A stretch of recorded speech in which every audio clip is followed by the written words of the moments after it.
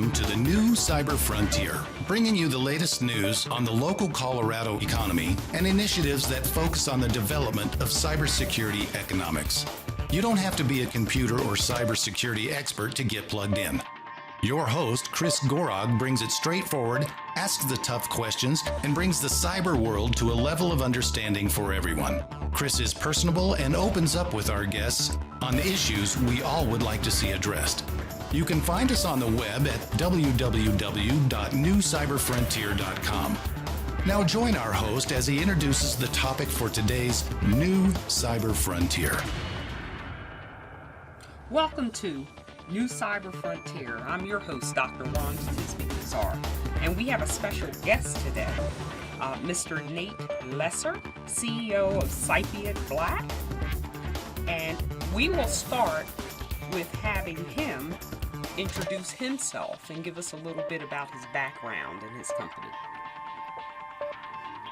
Sure, thanks for having me. I work with a group of dedicated cybersecurity professionals to develop a platform for protecting cyber executives in their personal lives.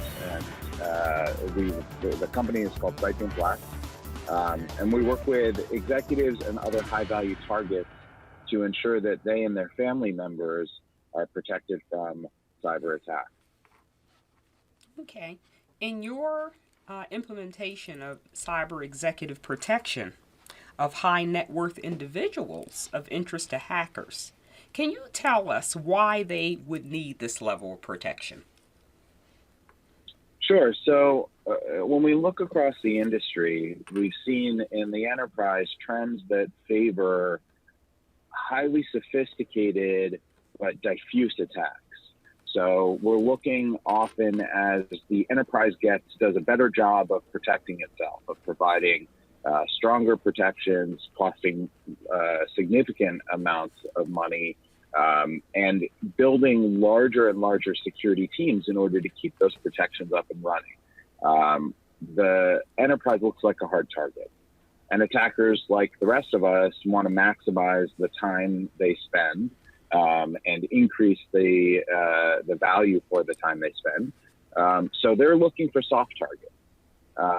In the enterprise, we see, as I said, highly sophisticated attacks, but that are kind of agnostic as to which enterprise they compromise. So we often see the first point of entry being a phishing campaign that is widespread and will go to employees across an entire organization or many, many organizations at the same time, but not highly targeted.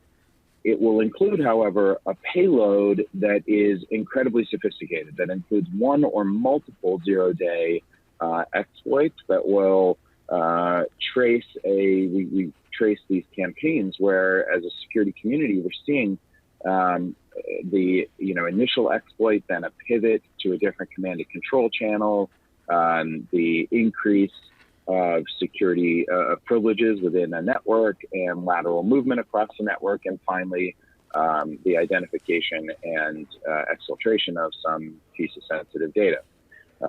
However, on the personal side, we see the inverse. We see attackers focus on highly targeted attacks that are often using commodity exploits. So not very technically sophisticated, but highly targeted, as opposed to a phishing campaign that doesn't really care who its target is. Attackers will do a lot of research about their target. They'll get to know the high value target that they're interested in. They will dig deep into that individual's life and the life of his or her family members. But then they'll either send a phishing email, or they will do some war driving, or exploit a known vulnerability in a commonly used website by one of those individuals, or some other entry point, and pivot into their personal life using highly commoditized attack packages that they can download off the internet and quite literally come with 24/7 customer support. So we're seeing a very different profile of an attacker in the personal life and the personal attacks versus the type of attack that we see in the enterprise.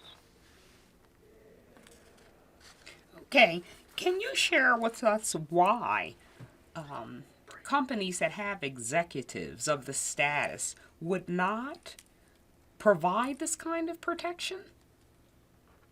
Well, that's a great question. So we often think about protecting the enterprise, and from the job of the CISO, we think about it in terms of devices, networks, systems, data, and people. Those are the things that a chief information security officer and his or her team are responsible for protecting. When you try to expand coverage to look outside of the enterprise itself, enterprise assets, things that even include, maybe it's cloud services, or, we often refer to this notion that the perimeter of the enterprise is dead. It doesn't extend to the personal lives of their executives and high value targets, despite the fact that there's a real crossover impact. And we refer to that crossover impact as entanglement, the notion that the enterprise is entangled with the personal lives of its executives. But when you think about it, if I'm a chief information security officer for a large enterprise, I might be spending $100 million a year on cybersecurity. You ask a perfectly reasonable question. Why doesn't my team provide coverage for our executives in their home, on their home networks, their personal devices, their kids' devices, their online accounts, worry about their identity and reputation? And the answer is, of course, privacy. That's at least the first answer.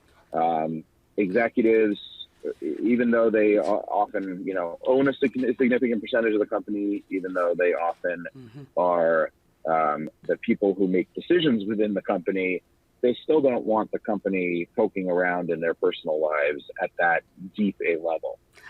Similarly, Nathan, sorry, go ahead. No problem. Nathan, I find these personal, highly targeted research performed on executives quite interesting. However, we're going to take a quick break for our sponsors, and we're going to return and continue. Cyber Resilience Institute helps build strong cyber communities designed to prevent members from attack. Like building a neighborhood watch, it takes coordination and a sharing community to protect our identities and valuables in the virtual world. Typically, we hear that organizations know they need to do something to protect their cyber assets, but don't know where to begin. Let Cyber Resilience Institute help your community create an action plan. Cyber Resilience Institute will build your community or business marketplace so that it is designed to support a collective cyber defense. Contact them for more information at cyberresilienceinstitute.org. Well, we're back, Nathan, and we want to pick up where we left off. And the last question you were addressing is, why companies would not provide this kind of coverage for these high-profile executives, which you did a really good job of explaining. Next, I would like to... so separate from the executive... I'm sorry, go ahead. No, you go right ahead. I was just going to say, separate from the privacy concerns of the individual executives, there's also the concern of the company. We hear from general counsels pretty regularly that they want no part of having the home network logs of any of their executives inside the corporate enterprise, where they may be discoverable. They could come under certain regulatory regimes that the company is required to disclose. So you have both sides of that. And we've been encouraging companies to, rather than say we can't do something about the personal lives of our executives for all of the reasons we just laid out, to say we can't do it with our own security team, but we can certainly hire an outside vendor. We can hire an outside entity to provide that protection the same way that companies do for healthcare. And we think that the long-term view here is companies will be required to provide cybersecurity protection for their executives the same way they provide other benefits in order to hire and retain the best people. Okay. Tell me, In your practice of cybersecurity with executives, what do you see as the biggest industry problem? So I think what we're seeing is a nascent field within cyber executive protection. It's still not well understood or broadly adopted. And while we might like to see that becoming a major industry trend, it's still somewhat new. I would say there is probably too much of a focus, if we're looking at industry trends writ large, on the most exciting, coolest, latest, greatest thing. I mean, we tend to do that as cybersecurity professionals and engineers and policymakers. We tend to look and say, get excited about the latest cutting edge technology tools and capabilities and development. So we'll talk at great length about homomorphic encryption, and there are companies now that are providing specialized cybersecurity services for space, for communication between satellites. Mm-hmm. At the end of the day, the thing that has the greatest impact on our reduction of risk and risk management is much more of the day-to-day blocking and tackling. Mm-hmm. What often gets referred to, and I kind of hate this term, but I haven't found a better one, is cyber hygiene. The things that truly everyone needs to be doing and that we focus on, often not nearly enough as a community. The other sort of trend that I feel is really important to talk about, and I apologize, I usually get on a soapbox about this one, is that as a community, we've done a real disservice to individuals. We spend all of our time and energy and money and vast resources working to protect the enterprise. But when someone says, so what about my personal life? We basically say you're on your own. You say, here's a top 10 list of things you should be doing. You should be using password managers and two-factor authentication everywhere. You should be backing your systems up and patching everything. You should be running a firewall. You should be, managing the threats on your network. Mm-hmm. We expect people to do that for themselves, which is a really unrealistic expectation. We're the only field where we say there's specialized expertise necessary in order to be a cybersecurity professional, and then turn around and expect everybody to be good at it. So that's something that I think we need to do a better job and I think as a community, we have to find better ways to protect individuals. Okay. Thank you for responding to that question. That's quite interesting. What do you consider the largest concerns or risks to companies or the cyber industry in general? So I think, the largest risk is a hard thing to answer. One of the things we know about risk management is that it is just that. It's a management activity, right? So it depends very much on the profile of the organization, the types of threats it faces, mm-hmm. the types of assets it's looking to protect. I would say that the thing to realize, this isn't exactly the greatest risk, but the most significant activity that any organization can undertake, whether it's an individual or an enterprise, is thinking about cybersecurity as another type of risk. So you'll hear this from a lot of people. How do I connect cyber risk to business risk? Mm-hmm. I think that's the true core of improving your defensibility, mm-hmm. improving the reliability of your systems, improving the increase in confidentiality, integrity, and availability of your digital assets. You have to think about it in terms of the risk management exercise. Mm-hmm. And as a result, be able to articulate that risk in terms of business losses. So when you go into the boardroom as a CISO and say, here's why we need to invest in this new technology, mm-hmm. or here's why we have to transition, despite the fact that it creates some additional friction, we have to move everybody to two-factor authentication for all accounts in our network. You can say that and no one will listen to you. And you can walk in and say, for every additional 5 seconds it takes to log into a system using two-factor authentication, it's an additional 1,000 hours of an attacker's time it takes to break in. This is one of those, low-hanging fruit where we can get a real bump in terms of our ability to manage our risk and therefore reduce our enterprise risk or our financial risk. Okay, fantastic. You appear to have really addressed how connecting cyber security to business risk and articulating it into business losses is a barrier sometimes to convincing an organization of the need. I find it interesting when you interpret it down to the number of hours it takes in cybersecurity practice and the amount of money it costs, that it's more effective. We are now going to take another station break for our sponsor, and we will return.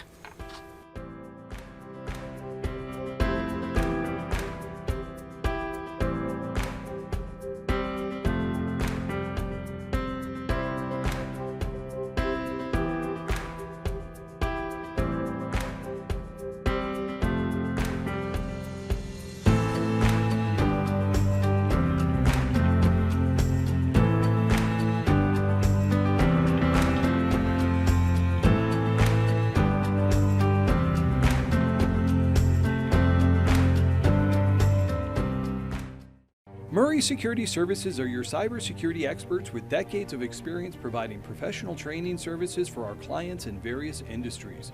We offer professional training and certification in areas of cybersecurity, safety, health, and environmental services at our academy. Our in-person and online training provides a collaborative environment where students can interact directly with instructors through live chats or in private classrooms. Visit murraysecurityservices.com for more information. Okay, Nate, I'm back. Dr. Wanda Cousar. I would like you to elaborate on some topics. Is there a particular certification or area of expertise that one that's doing the type of business that you're doing that is specialized would need? I'll differentiate again between our business, which is about cyber executive protection, and the sort of broader cybersecurity community. Okay, that would be great. I tend to be a bit of a controversial detractor when it comes to cybersecurity certificates. I think that you have a very well articulated set of skills necessary in differentiated roles within the cybersecurity organization of an enterprise. You have cybersecurity engineers, you have cybersecurity architects, you have developers who need cybersecurity skills and expertise, you have integrators, you've got cybersecurity policy professionals. The challenge that I see actually in a lot of organizations, coming back to the point we were discussing earlier about risk management, is that too often when hiring senior level cybersecurity professionals, organizations look for someone who can do everything, who can write firewall rules and code, analyze code for cybersecurity vulnerabilities while simultaneously being a strategic thinker and a leader and a manager. I think the most effective organizations have focused on hiring business leaders who are also cybersecurity professionals to run their cybersecurity organization, allowing them to hire and build the best organizations under them. But also, and I think this is the most important point, when you put a business leader in the role of a when you put a business leader who is a cybersecurity professional in the role of leading your cybersecurity organization, you've got someone who can talk to the business about adoption of cybersecurity practices. And that's really the critical question.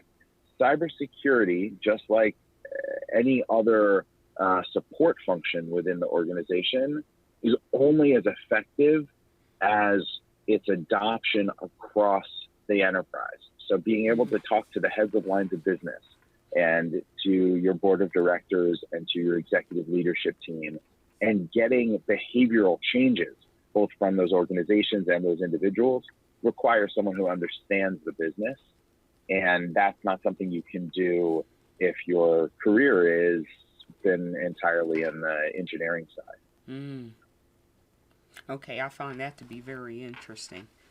Another challenge that someone in your industry is faced with. Can you tell me, and I'm targeting right now the business ethic approach. What are some characteristics that you would think someone who is looking to get into the type of industry that you're in should possess? Well, so I think that's a great question. And it really, in my mind, connects to the question of that I was talking about a minute ago about certificates, right? So, or certifications. Part of the reason I don't think certifications are all that valuable is because they're generally granted based on a body of knowledge that someone can cram for, and it doesn't require a specialized skill set, but just the ability to memorize a lot of information and regurgitate it on an exam. I think in the real world, if you want to be a cybersecurity professional, there are a number of paths you can take.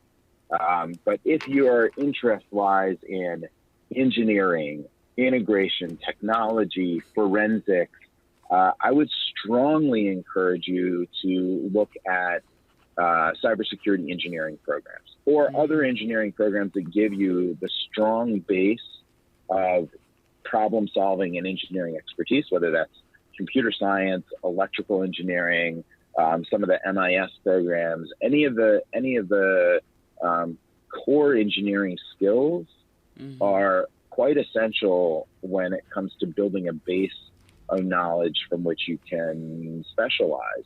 And then from there, you can worry about, are you going to be a forensic investigator? Are you going to be a SOC analyst? Are you going to be, someone who builds security tools?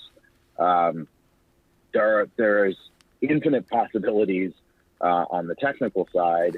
I found that a lot of the engineering expertise transfers quite well. If you're interested in policy, going and getting an engineering degree is probably the best set of skills and experiences you can have to become a policymaker as well. So I would encourage people to develop a broad base of technical skills, and then from there specialize. Okay. Can you describe some of the benefits of serving your particular market niche? The benefits to our customers? Yes. Sure. So I would say it's kind of twofold. For us, our customers really look at increased protection, and that's security and privacy protection, and the peace of mind that comes along with that. But almost, or perhaps in some cases even more valuable, is the peace of mind of knowing that they have someone to call. So if you talk to a high net worth individual, an executive or a celebrity, and you say, who's responsible for helping you if you have a problem? The answer is almost universally, I don't really know. Or I've got a guy, but he's kind of an IT guy. He's not really a security guy. And that answer scares people. They get nervous about it. What our focus is on taking all of the responsibilities of being protected off their plate. And we really think this should be the long-term trend. What I was saying before about how we've done a disservice to individuals as a cybersecurity community by not providing the kinds of tools and technologies and support that individuals need in their personal lives, we've also created this weird dynamic where we tend to blame the victim. Oh, you've got ransomware? I can't believe you weren't backing up. You should just be able to restore from your backup. What do you mean you weren't backing up your system? right? Why do we expect that individuals will behave the way we would as cybersecurity professionals? They've got day jobs, right? They do other things with their time and energy in their lives. This is what we do for a living. So we should do it for them. So we should have a mechanism to be able to say, don't worry, cybersecurity is something you don't have to think about. It's taken care of for you. Excellent. Do you mind responding to what employment experiences you have had personally that has shaped your business's core values? Sure. So I've worked in and out of government. I spent my entire career in the security world.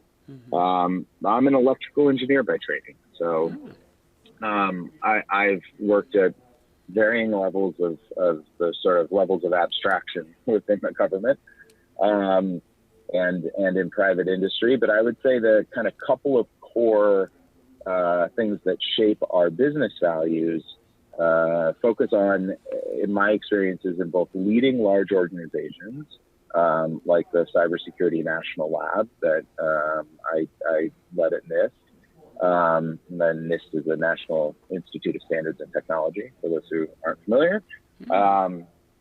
And I tend to also be a geek about management philosophy. So I read a lot of books about how to help instill and inspire people to be their best selves.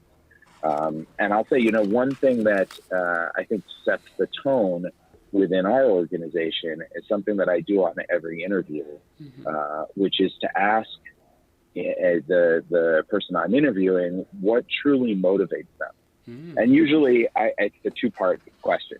I will ask what they're really motivated by, and they will respond with some innocuous thing that they think will just not get them in trouble. And then I'll say, okay, no, let's stop for a sec. I'll tell you what truly motivates me, the good and the bad. And I'll be completely candid and honest about it. And I'll share that with them. And then I'll say, what really motivates you? And the answers you get back are fascinating. When people feel confident that they can open up and be honest about what motivates them and not be judged, you hear, I care about getting home at 6 o'clock to have dinner with my kids. You hear, I care about this, going scuba diving for 2 weeks every summer. That's what I care about.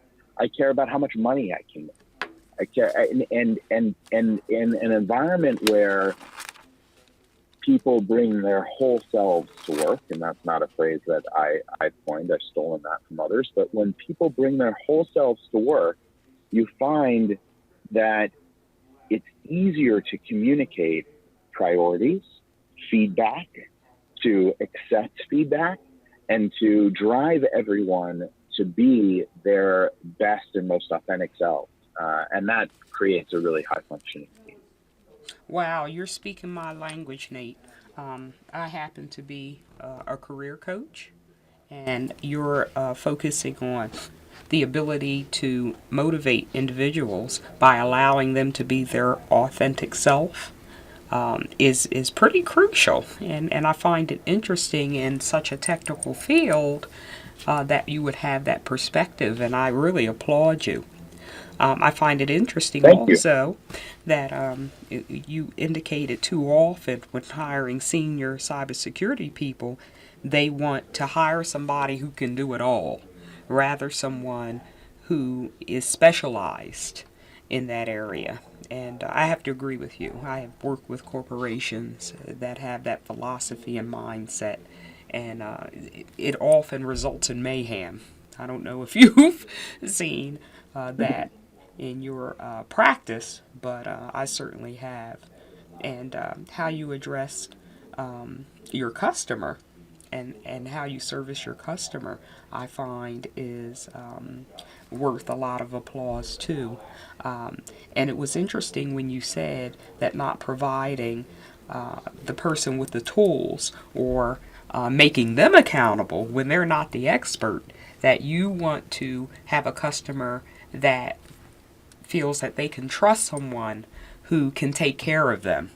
That speaks to your values of customer service. And on that note, we're going to go ahead and take another break for our sponsors.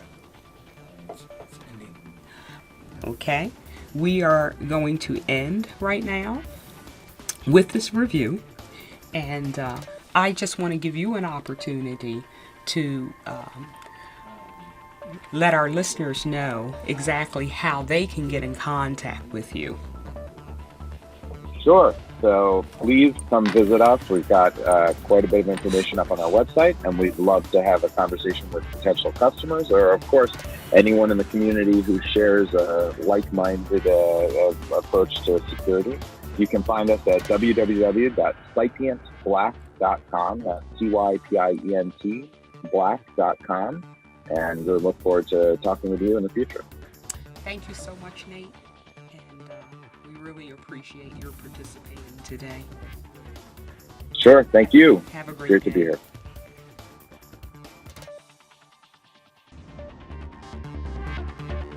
We hope you have enjoyed this episode of New Cyber Frontier. Remember, please follow and participate as New Cyber Frontier is supporting a grassroots community effort to empower the individual in the digital age. Check it out at privacyforthepeople.org. Also, make sure to join our mailing list so we can keep you informed. If you have an idea, if you have a question you would like to hear answered, or if you just want to get involved with what we're doing, reach out to us at newcyberfrontier.com.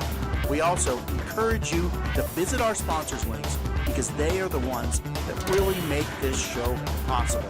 We look forward to seeing you on the next episode of New Cyber Frontier.